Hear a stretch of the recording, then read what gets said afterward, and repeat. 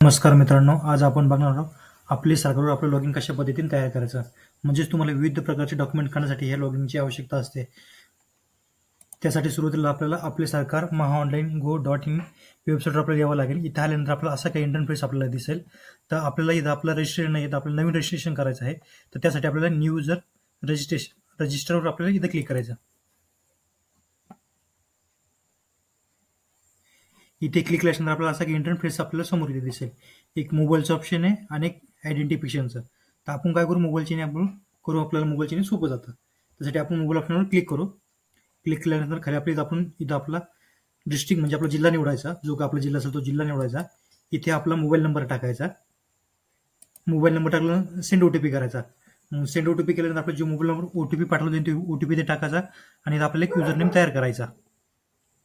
OTP verify केल्यानंतर आपला असा काही इंटरफेस आपल्याला इथं समोर दिसेल. तर इथे आपल्याला आपला पासवर्ड टाकायचा. जो काय पासवर्ड आपल्याला बनायचा ABCD@123 जो काय असं उदाहरण तुम्हाला मी सांगितलं. तुमच्या पद्धतीने तुम्ही पासवर्ड बनवू शकता. इथं आपलं पूर्ण फुल नेम टाकायचं. इथं मराठीमध्ये ऑटोमॅटिक नेम फिल होतं. इथं डेट ऑफ बर्थ टाकायचं. इथं ऑटोमॅटिक एज आपलं फिल होतं. आय एक्सेप्टवर क्लिक करायचं आणि रजिस्टरवर क्लिक करायचं. आपल्याला